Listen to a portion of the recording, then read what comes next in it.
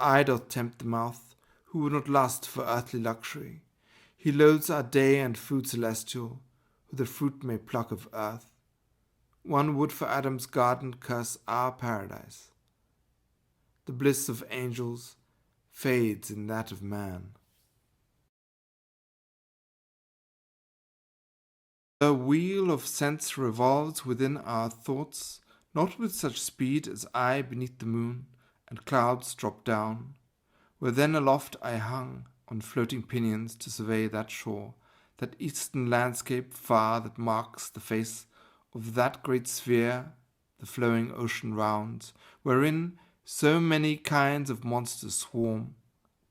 Afar I saw a lofty mount emerge, from which a waterfall fount of 4 streams dashed with a roar into the vale below.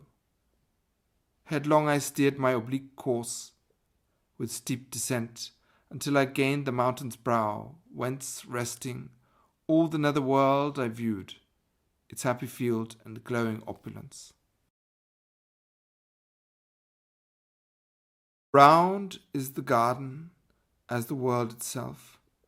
Above the centre looms the mount from which the fountain gushes that divides in 4, and waters all the land, refreshing trees and fields, and flows in unreflected rills of crystal purity.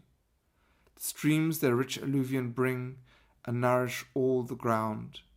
Here onyx gleams, and Bedlion doth shine, and bright as heaven glows with glittering stars. So here Dame Nature sowed her constellations, of stones that pale our stars. Here dazzle veins of gold, for Nature wished to gather all her treasures in one lap.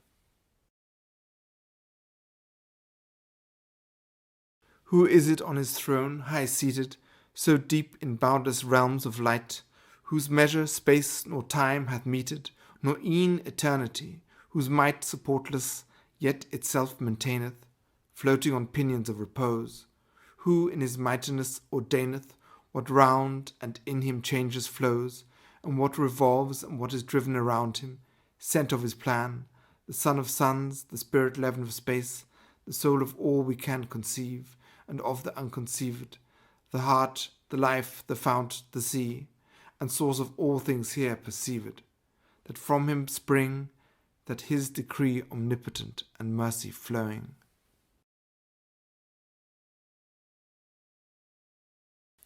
No angel us among, a breath exhales so soft and sweet as the pure draught refreshing, that there meets man, that lightly cools his face, and with his gentle vivifying touch all things caresses in its blissful course. There swells the bosom of the fertile field, with herb and hue and bud and branch and bloom, and odours manifold, which nightly dews refresh. The rising and the setting sun know and observe their proper measured time, and so until the need of every plant temper their mighty rays, that flower and fruit are all within the selfsame season found. Who would our state for that of man prefer, when one beholdeth beings all surpassing, beneath whose sway all other beings stand?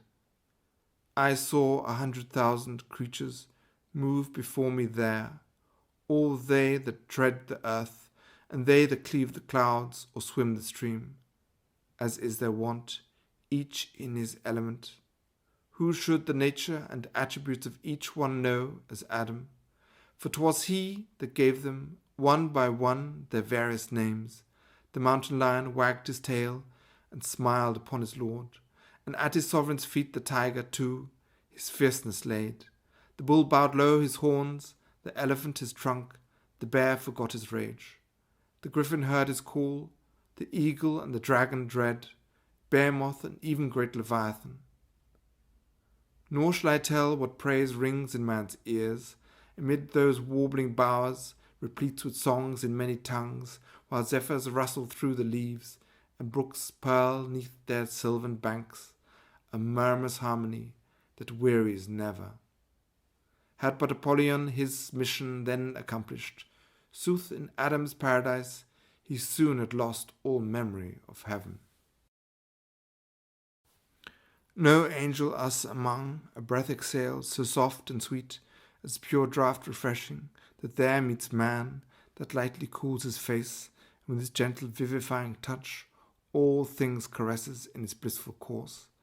There swells the bosom of the fertile field, with herb and hue and bud and branch, and bloom and odours manifold, which nightly dews refresh.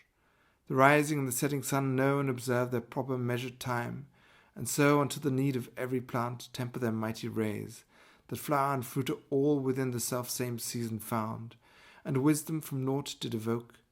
Ere this full-crowned palace glowing, the heaven of heavens, the darkness broke, where o'er our eyes our wings extending to veil his dazzling majesty, but harmonies to him ascending, we fall before him tremblingly, and kneel, confused in awe together. Who is it?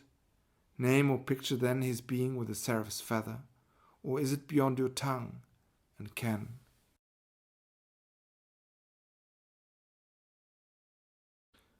The wind he passes by and leaves a track of light and splendour in his wake, where cleave his speedy wings the clouds, and now our air he scents in other day and brighter sun, whose glow is mirrored in the crystal blue. The heavenly globes beneath behold his flight, as up he mounts, and each with wonder sees his speed and godlike grace. He seems to them no more an angel, but a flying fire. No star so swiftly shoots. Behold him now, here upwards soaring, and within his hands he bears a golden bough. The steep incline he hath accomplished happily.